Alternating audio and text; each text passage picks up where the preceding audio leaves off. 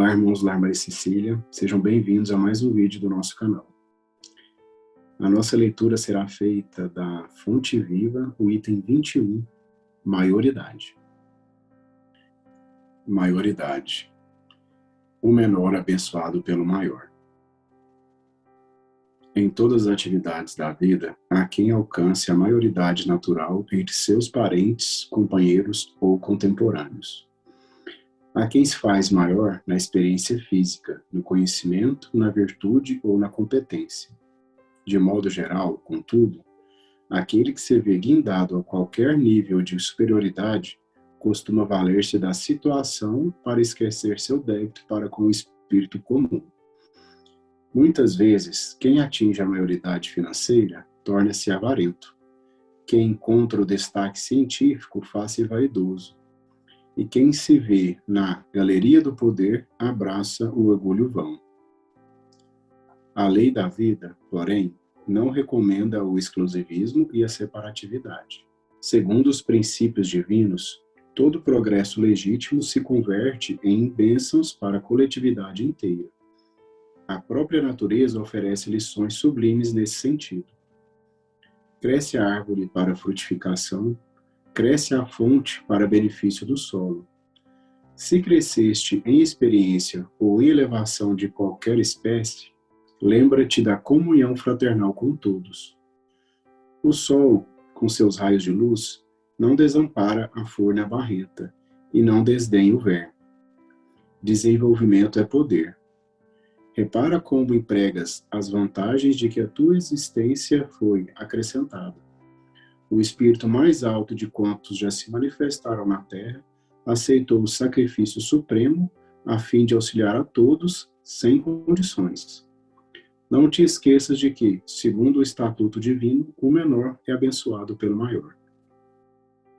Quando nós descemos aqui à Terra para as nossas encarnações, o objetivo, nós sabemos, é da nossa melhoria, né? Tudo que a gente aprendeu nas outras encarnações, ou no período que a gente ficou no astral, vai ser provado na atual reencarnação. E durante toda a existência da humanidade, tivemos a necessidade de crer em um ser superior. Vemos na história as civilizações que tinham seus deuses, né? Umas tinham vários deuses, outras criam em objetos, elementos da natureza, até que a evolução nos permitiu reconhecer um só Deus e reconhecer os seus enviados, como Moisés, Jesus.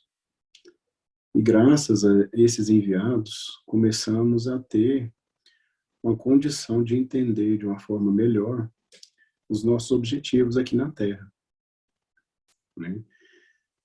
Por algum tempo a gente só queria se melhorar, queria fazer a caridade, queria se elevar a Deus, mas a gente não sabia o que fazer quando a gente tinha um conhecimento mais elevado.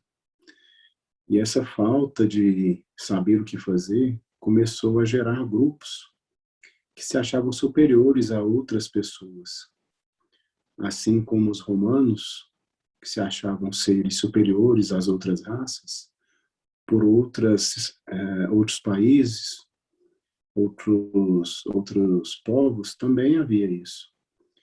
Umas raças escravizavam as outras raças. Ao invés de se unirem e crescerem juntos, se achavam seres abençoados, né?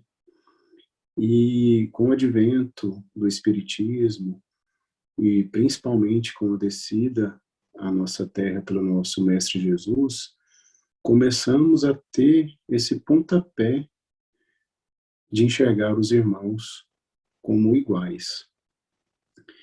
Essa lição nos diz exemplos de pessoas que se acham superiores, né? E atualmente ainda existe isso. Quando vemos alguns artistas consagrados que se esquecem da sua trajetória difícil, né? Se desdenhando de novos artistas que estão dando os primeiros passos. Alguns ricos emergentes que ignoram a pobreza. Então, assim, alguns doutores da lei e sábios que se isolam em seus grupos e destratam pessoas com menos oportunidades, se acham superiores, né? Então, assim, a gente vê que, apesar de toda evolução, nós ainda temos muito que aprender. E o que essa lição quer é exatamente o contrário. Ela quer que a gente aprenda e, ao invés de se isolar, olhar para os nossos irmãos e auxiliá-los a crescer juntos, né? Na lição dá o exemplo da árvore que cresce, né? Só que a gente já parou para pensar nos detalhes que Deus nos deixa na natureza? A árvore cresce, a gente pensa, né? A árvore cresce, ela brota, cresce, produz os frutos caem, as sementes germinam, crescem novas árvores, mas a gente já parou para pensar que os frutos, eles são alimentos, né? Quando a gente vai até uma árvore, pega aquela fruta fresquinha ali, e a gente se delicia, né, com aquela coisa doce, saborosa, mas já pararam para pensar que a árvore te dá o alimento, mas te dá a sombra para comer o alimento também, né? Então, bem assim, tem que ser o nosso papel aqui na Terra. Quando nós estudamos e adquirimos o conhecimento, a gente tem a responsabilidade e a obrigação de passar o conhecimento adiante. E de uma forma que os nossos irmãos possam entender. A gente não tem que se exaltar usando palavras difíceis, mas sim olhar naquele irmão que quer aprender e você que tem a oportunidade de auxiliar, de fazê-lo compreender tudo que você pode de uma forma mais simples, para que ele também possa começar a despertar o seu crescimento, né? Um exemplo que perfeito a isso foi do nosso mestre Jesus, um ser de muita moral, que não precisava descer à terra para provar nada, mas o seu amor às criaturas daqui da terra o fez encarnar, passar por toda a situação que ele passou para deixar o exemplo, porque a vontade dele é que todos nós possamos caminhar juntos, crescendo e evoluindo juntos. Então ele veio para um lugar de pessoas rudes, pessoas diferentes umas das outras, mas ele tratou todo mundo como igual. Ele deu as lições e deixou os exemplos para, de acordo com o que precisávamos na época, né? E até hoje os seus exemplos vêm nos ensinando. Tudo que ele deixou tem um sentido para nós, né? E graças à continuidade desse trabalho, o Espiritismo vem ampliando os nossos horizontes, trazendo mais notícias para que a gente possa se desenvolver, né?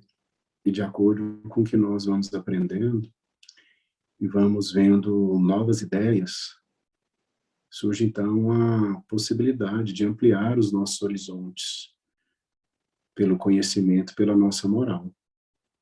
Da mesma forma que a gente tem exemplos de pessoas que se isolam, temos exemplos de pessoas que se dedicam ao benefício do próximo. No capítulo 13 do Evangelho segundo o Espiritismo, tem ótimas lições sobre a caridade.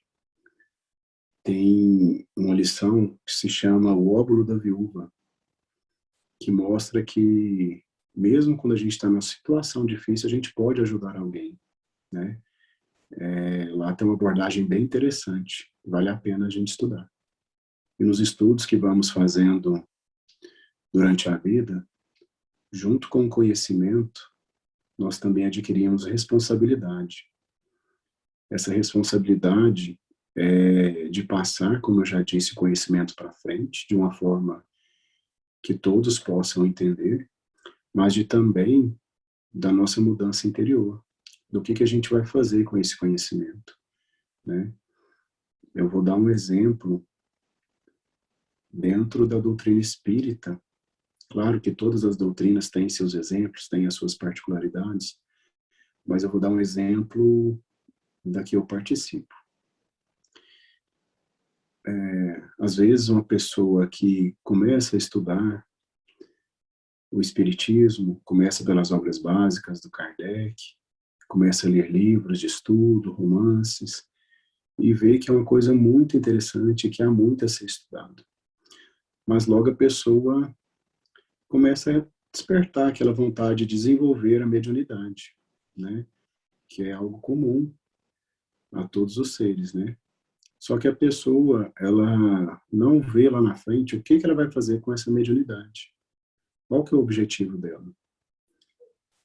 Não é só desenvolver e na hora que está participando de uma reunião dentro do centro espírita, receber apenas os mentores de luz, fazer o trabalho só naquele momento, fechou a reunião, a mediunidade fecha. Não é assim que acontece. Quando desenvolvemos a mediunidade, ela fica conosco o tempo todo. Na nossa casa, no nosso trabalho, né, nos momentos de lazer. Então, junto com a responsabilidade que a gente tem, é o compromisso que a gente quer ter também, né? Como o nosso irmão Chico Xavier, ele não recebia só espíritos de luz na sua presença. Ele também recebia visita de irmãos menos felizes, né? Que não tiveram condições de aproveitar a sua encarnação e se tornaram espíritos necessitados de ajuda. E ele estava pronto para ajudar, né? Ele teve o preparo dele nas suas várias encarnações. Então, assim, não é só assim, não é simples assim, desenvolver e você ser um médium perfeito, não. É um trabalho árduo, que requer muito compromisso e muita dedicação. E nosso Mestre Jesus, quando ele deixa seus ensinamentos para nós, quando ele envia os seus representantes aqui na Terra, é justamente isso. Ele dando a oportunidade para os nossos irmãos maiores, como diz a lição, ensinar os menores, que somos nós, né? E cabe a nós, que aprendemos com esses irmãos, passar para os outros irmãos que estão no começo do estudo, ou no começo da vida. Assim como o pai cria seus filhos, e ele ensina que o irmão mais velho deve ajudar os irmãos mais novos, é assim que Cristo nos vê aqui na Terra, uns ajudando aos outros. E que nosso Mestre Jesus possa abençoar a todos.